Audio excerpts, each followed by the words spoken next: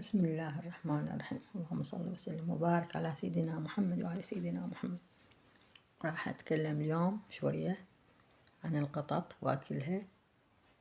أحد المتابعين طلب من عندي فد معلومات عن القطط، لأن عنده قطط وما يعرف شلون يعتني فيهم. تحتاج القطط عناية شديدة حتى لا تتمرض.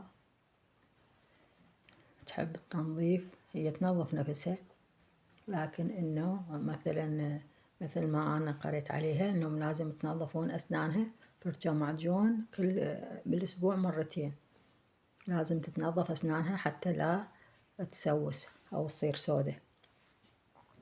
في مقراضة خاصة للقطط تقص أظافرها حتى لا تخرمش، كل ما طول تقطعهن نقصصهن.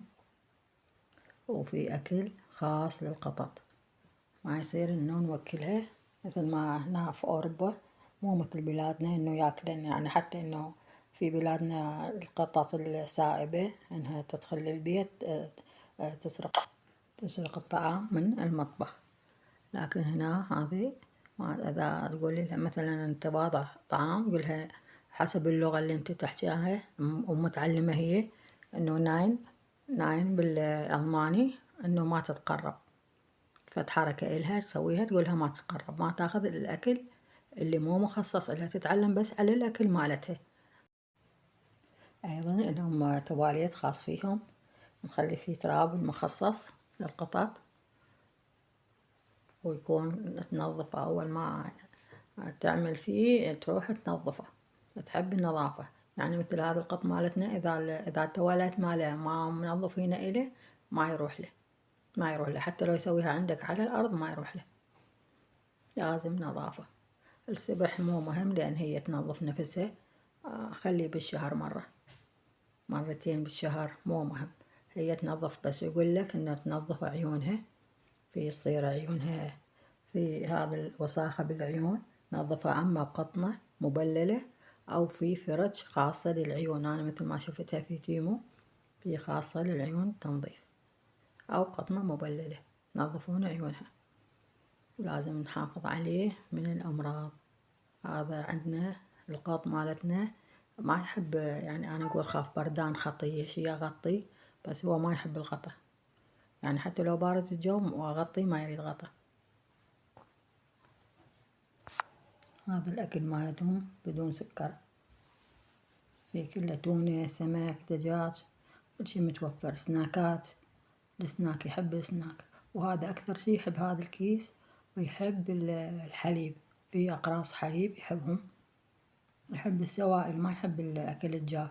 في أكل جاف مثل الحبوب مثل الكورن فليكس، هذا يعني مو دايما ياكله، ما يحبه مو هالقد، بس يحب الشي الترف السائل أكثر شي. شو أكو سوب للدجاج، أكو سوب لحم، هذا يحبهم يشربه. إذا معاه قطع ما يخلي القطع وياكل، يشرب السوب بس.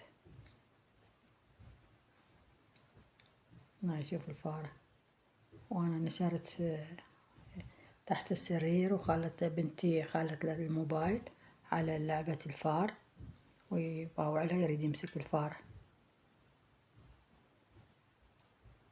على التليفون يشوف، يحب يكتشف، يحب يشوف يتفقد.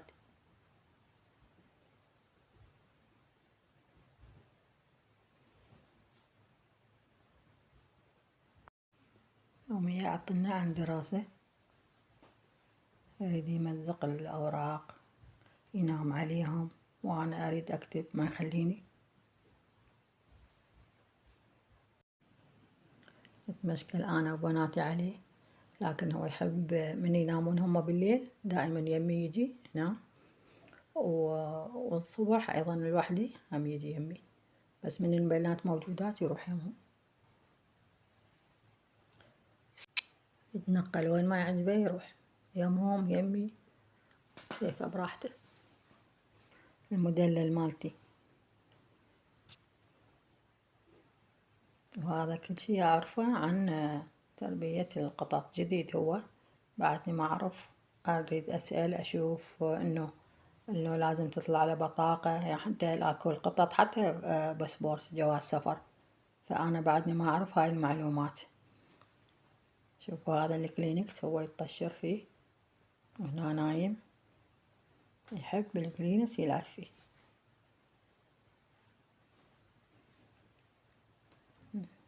شوف شلون نايم حلو ما شاء الله عليه، كأنه طفل.